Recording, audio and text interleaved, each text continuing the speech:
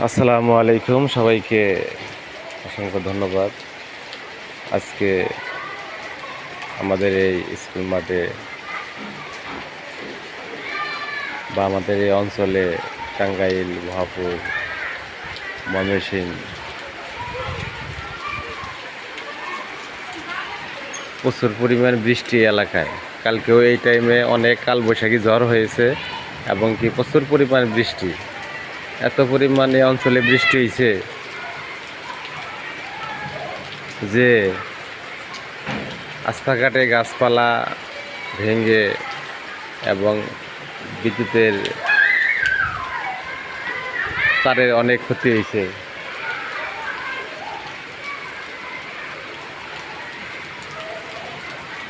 প্রচুর পরিমাণ ক্ষতি হয়েছে এই অঞ্চলে এবং আজকেও কিন্তু বাতাস নেই, কিন্তু প্রচুর পরিমাণ বৃষ্টি।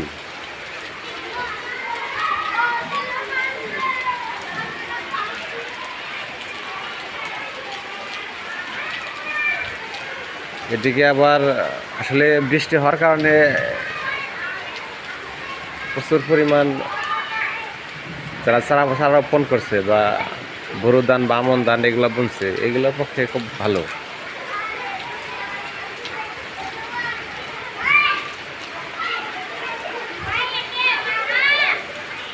বৃষ্টি যেরকম ভালো, আবার অন্যদিকে বৃষ্টি অনেক ক্ষতি করে, কারণ দেখা যায় যে প্রচুর পরিমাণ মশালধারে বৃষ্টি হলে নিম্ন অঞ্চল তলিয়ে যায়। যারা বছর ধরে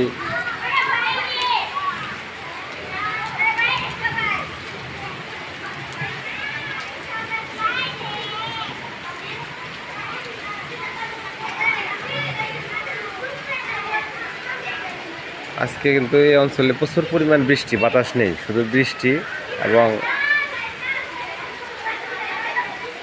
এবং হালকা ঠান্ডা বাতাস। এরকম বৃষ্টি হলে আসলে ক্ষতি নেই, তবু যারা নিম্ন অঞ্চলে যেগুলো তলিয়ে যায় ঘরবাড়ি,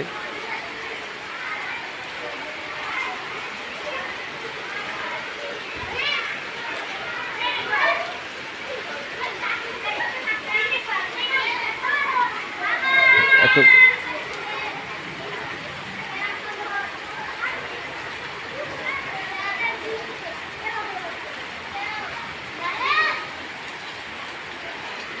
এখানে এত পরিমাণ বৃষ্টি যে অল্পতেই কিন্তু মাঠে পানি জমে গেছে। তাহলে যেগুলো নিম্ন অঞ্চলে বসত বাড়ি